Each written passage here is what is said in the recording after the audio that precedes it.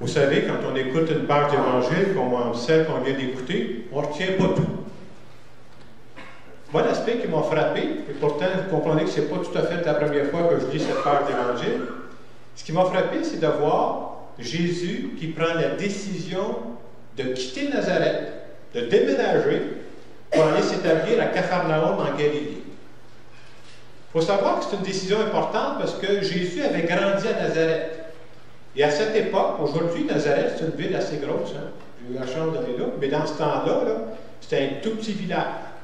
Alors Jésus vivait à Nazareth avec ce qu'on pourrait appeler dans sa grande famille. Nous autres, ici au Québec, quand on pense à famille, mais je pense à mes frères et mes sœurs, mais c'est pas ça, autres-là. J'ai connu un peu la même chose en Afrique, là. Tout le monde fait partie de la famille. Ton petit cousin, puis tous les autres. Alors, dans le village, c'est comme si c'était sa grande famille, ou encore, on pourrait dire, son clan. Il y a des avantages à ça, mais il peut y avoir des inconvénients à ça aussi. C'est qu'après un bout de temps, vous savez ce que les gens de Nazareth vont dire à Jésus? « Hey, tu fais partie de notre groupe, tu fais partie de notre clan. Si tu as quelque chose à faire, si tu as des miracles à faire, tu vas faire ça à Nazareth. Laisse faire les autres. » Et après un bout de temps, c'est comme si ces gens-là voulaient mettre, on pourrait dire, la main sur Jésus. Et Jésus décide qu'à partir de ce moment-là, il va quitter Nazareth, puis il va aller vivre à Capharnaüm, en Galilée. Et à partir de ce moment-là, je dirais, il va créer ce qu'on pourrait appeler un autre genre de famille, qu'on pourrait appeler une famille spirituelle. Et qu'est-ce qu'il va faire pour créer cette famille spirituelle-là? Il va choisir les apôtres, il va choisir des disciples, puis il y a des gens qui partagent la même vie spirituelle qui vont le suivre aussi. Si je vous compte ça, c'est pour vous dire que ça demande du courage pour prendre une décision comme il a pris. Et moi, le message que je retiens en fin de semaine, là, je le résumerai de la façon suivante. À certains moments de notre vie, ça demande du courage pour partir. Et à d'autres moments de notre vie, ça demande du courage pour rester, par exemple. Puis quand est-ce qu'on fait la différence entre les deux? C'est pas évident. Et je pense qu'on a tous, à un moment donné, des décisions plus importantes à prendre. Je vous donne des exemples pour pas que ça flotte dans les nuages. Là. Supposons qu'il y a un monsieur qui vient me voir et il va dire, nous autres, ça va bien, ma femme et moi, on demeure dans notre maison, on est bien dans notre maison, mais on commence à vieillir, les forces commencent à diminuer, puis là, on commence à se poser la question, c'est-tu le temps de vendre notre maison pour s'en aller en résidence, ou c'est trop vite, ou qu'est-ce qu'on fait? Pas évident de prendre une décision comme ça, là. C'est pas une décision théorique que je vous parle, là. Il y a du monde qui vit ça. Un autre genre de situation, quelqu'un vient me voir et me dire, « Hey, moi, je suis chanceux, j'ai une bonne job. J'aime ma job, puis je suis bien payé, puis ça fait mon affaire. Puis là où je travaille présentement, la compagnie déménage. Ils ont dit, pas de problème, on s'en va dans l'autre ville, si tu veux avoir ta job, viens avec nous autres. Ah, ben, je l'aime ma job, mais j'aime bien la place où je reste, moi, là. Puis les gens qui sont autour de moi, c'est des gens que je connais, là. Qu'est-ce que je fais? Je déménage pour garder la job, ou je reste avec les personnes que j'aime? Pas facile comme décision. Je vous donne un dernier exemple, que je ne veux pas éterniser. Des gens qui sont venus me voir à un moment donné, quand tu es parent, là, puis tu as un de tes enfants qui vit un grave problème. Alors, quand tu es parent, tu te dis, ben, je veux l'aider, mais jusqu'où je vais l'aider pour ne pas faire de chicane avec mes autres enfants? Je ne veux pas que vous compreniez, c'est un peu subtil, cette affaire-là. Et en fin de semaine, j'ai pensé qu'on pourrait profiter de cette situation où Jésus prend une décision pour se donner, nous qui sommes croyants, est-ce que ça change de quoi que je sois croyant quand vient le temps de prendre une décision? Et moi, je pense que oui. Et j'ai pensé vous donner certaines pistes qui peuvent nous aider dans une décision importante qu'on a à prendre. Je ne vous parle pas, comme je disais tantôt, que je vais manger ce soir. Là. Des décisions qui sont des crunchs dans notre vie. La première chose que je voudrais vous dire, ce soir, je sais que je m'adresse à des croyants. Si je ne parlais pas des croyants, je ne vous dirais pas le premier conseil que je vous donne, parce que les gens rieraient de voir. Mais comme on est chrétien, mon premier conseil, je dirais, quand on a une décision importante à prendre, moi, je pense que c'est bon d'en parler à Dieu en premier lieu. Pourquoi je vous dis ça? Parce que souvent, on l'oublie, puis moi aussi, je l'oublie souvent. Là. Quand tu as une décision à prendre, tu es sur le nerf un peu, là, puis là, tu veux faire vite. commence à agir, puis on va voir si ça va marcher. Puis à un moment donné, comme c'est un sujet important, la plupart du temps, ça ne serait pas vite.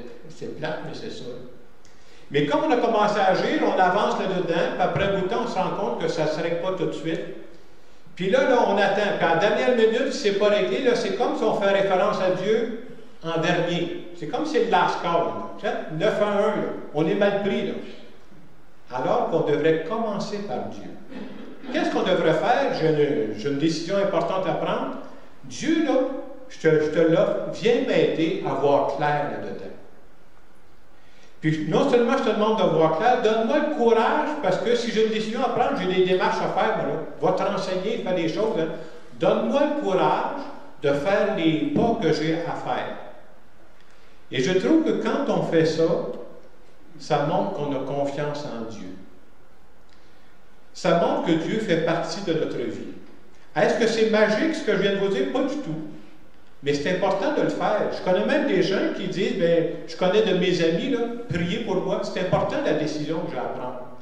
Et ça nous montre que Dieu fait partie de notre vie. Sinon, on a l'impression que Dieu est dans mes moments de prière, puis le reste, il n'est pas là. Non, non. Dieu, il est là tout le temps. Donc, premier conseil, priez pour ça. Des fois, on peut même faire prier. Deuxième conseil, toujours quand on est croyant, et c'est vrai pour, je pense, toute personne, une décision importante, prendre le temps de demander conseil à des personnes sages. L'éclairage de personnes en qui on a confiance, ça nous aide beaucoup à prendre certaines décisions. Et ce qui est bon parfois, vous avez peut-être déjà vu ça, moi j'ai rencontré ça dans ma vie, tu rencontres quelqu'un qui a vécu la situation que tu es en train de vivre. Là. Puis peut-être que ça a bien réussi, il va te donner un conseil, ou peut-être qu'il s'est planté. C'est le fun d'apprendre des erreurs des autres, qu'on ne soit pas obligé de les répéter nous-mêmes. Mais de prendre le temps de demander conseil, c'est très important. Je ne demande pas conseil à n'importe qui, par exemple. Je demande conseil à des personnes en qui j'ai confiance. Je demande conseil à des personnes qui partagent les mêmes valeurs que moi. Et quand on prend la peine de demander conseil, moi je trouve qu'on est en train de dire qu'on est des personnes sages. On sait qu'on a besoin d'éclairage des autres. Et dans la foi, on croit, nous autres, que Dieu passe à travers les personnes, des fois, pour nous parler ou pour nous éclairer. Troisième conseil, toujours pour prendre une décision éclairée. Moi, je dirais, pour une décision importante, il faut prendre son temps. Il faut prendre le temps d'écouter Dieu. Quand c'est une décision importante, on ne fait pas ça en courant. Et je disais tantôt, prendre le temps d'écouter Dieu, des gens pourraient me dire, hey Jacques, t'es beau ton affaire, là, mais moi, je n'ai jamais entendu Dieu me parler. Là. Il faut se dire la vérité, Dieu, il ne parle pas comme moi, je suis en train de vous parler là. Mais on croit que Dieu vient nous influencer dans notre décision. Mais pour que ça arrive, il faut que je passe du temps avec lui. Là. Si je fais ça en faisant d'autres choses, je ne l'entendrai jamais, Dieu. Pourquoi? Parce que Dieu, il ne crie pas. Dieu, on dit même dans la Bible, vous savez comment il parle, Dieu? On dit qu'il parle comme le murmure d'une brise légère. Mais si moi, je n'attends pas, je ne prends pas de moment d'arrêt, je n'entendrai pas à l'intérieur de moi ce qu'il est en train de me dire. Il faut faut pas se cacher qu'on vit aussi dans un monde bruyant. Il y a tellement de choses autour de nous. Il y a quelques années, j'ai fait un petit voyage une fin de semaine à New York. Vous savez ce qu'il disait de la ville de New York? Il appelait ça la ville qui ne dort jamais. Parce que même pendant la nuit, à New York, ça bouge. Mais je pense que de plus en plus, c'est vrai dans chacune de nos villes. Hein. On vit dans un monde bruyant, et c'est pour ça qu'il faut prendre le temps d'écouter Dieu. Prendre notre temps avant de décider. Pourquoi? Parce qu'une bonne décision, c'est toujours meilleur qu'une décision rapide. Et je lisais un conseil sage qui disait, vous savez, c'est beaucoup plus facile de se mettre dans le trou que de se sortir du trou. Alors, ça vaut la peine de décider comme il faut. Dernier conseil que je mettrais, parce que je ne veux pas trop allonger, je dirais que quand on a une décision à prendre, c'est de faire confiance à ce que j'appelle, moi, le timing de Dieu. On croit que Dieu n'est jamais en retard, que Dieu n'est jamais en avance. Dieu, c'est le timing parfait, à condition que je lui fasse confiance.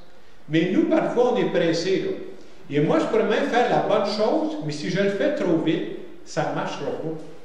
Et si je le fais trop tard, ça ne marchera pas non plus. Mais quand on agit au bon moment, un des signes on dirait que tous les morceaux du casse-tête tombent à la bonne place. Ça, c'est signe là, que j'ai procédé au bon moment.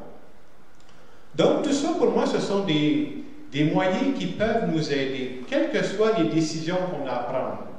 Et avoir la foi de mettre Dieu dans nos décisions, c'est très important. Alors, je répète, je ne sais pas, des choses qui sont très importantes. Un, en parler avec Dieu. Deux, demander conseil. Ça fait montre qu'on a de l'humilité. Hein? Je demande conseil à des personnes en qui j'ai confiance. Trois, prendre notre temps. Prendre notre temps avant de décider, prendre notre temps pour écouter Dieu. Et quatrième conseil, j'avoue que c'est un conseil que j'ai appris sur le tard, moi, là, faire confiance au timing de Dieu. C'est-à-dire, il y a un bon temps pour chaque chose, mais il faut être capable de le discerner et faire confiance à Dieu. En terminant cette homélie, je voudrais simplement faire une petite prière à notre don à tous.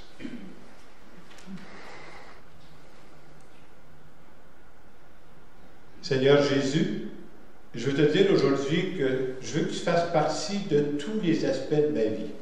Pas juste quand je suis en prière, là. Tout ce que je vis présentement. Je veux que tu m'aides à prendre de bonnes décisions.